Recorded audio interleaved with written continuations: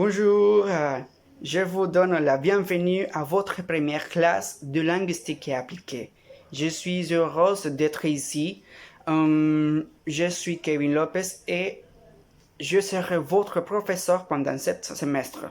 Oui, ce semestre. Aujourd'hui, je vais vous expliquer une chose associée avec la compétence sociolinguistique.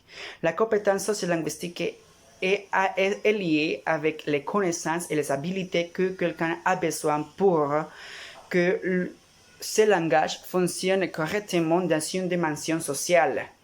Le cadre de référence présente l'abordage de l'usage suivant pour les points précis.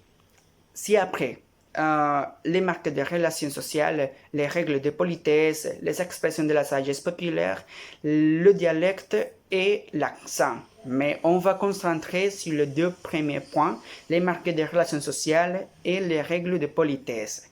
Les marques de relations sociales diffèrent d'une langue ou d'une culture à l'autre. Selon Del Hathaway Himes, la parole est un système régi par des règles.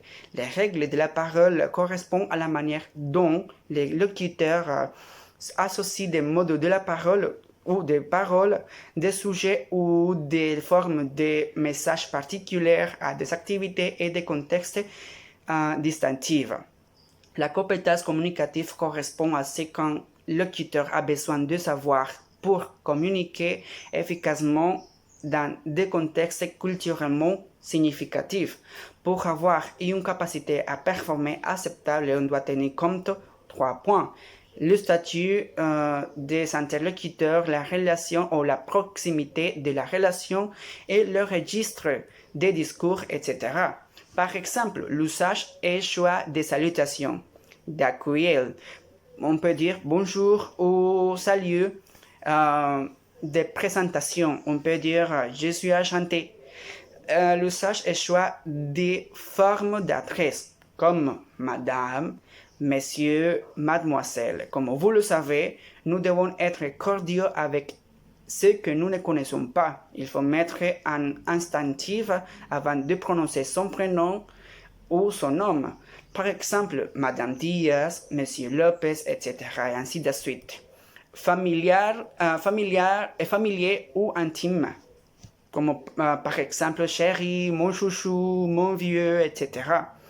L'usage et choix des exclamations, comme mon Dieu ou bien.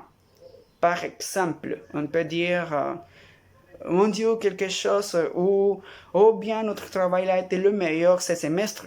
Oui. Maintenant, on va concentrer sur les règles de politesse.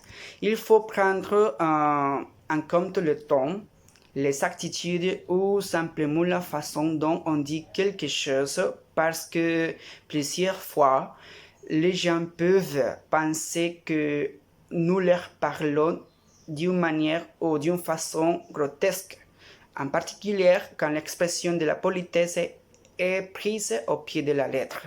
Par exemple, la politesse positive.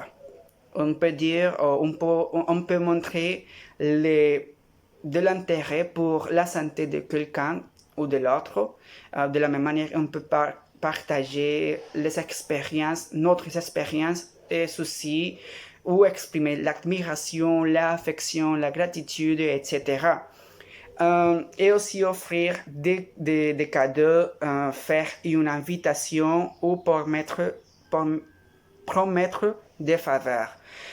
Deuxièmement, la politesse par défaut. Par exemple, éviter des comportements de pouvoir qui font perdre la face comme le dogmatisme, l'ordre direct, etc. Exprimer un regret et s'excuser pour un comportement de pouvoir comme la correction, la contradiction, l'interdiction, etc. L'utilisation convenable de merci, s'il vous plaît, etc. L'impolitesse ou ignorance délibérée des règles de politesse, comme brusquerie, franchise excessive, réclamation, colère déclarée, affirmation de supériorité. Bon, c'est tout pour aujourd'hui. Merci pour votre attention. Si vous avez des questions, s'il vous plaît, demandez-moi à la fin de cette vidéo. Au revoir.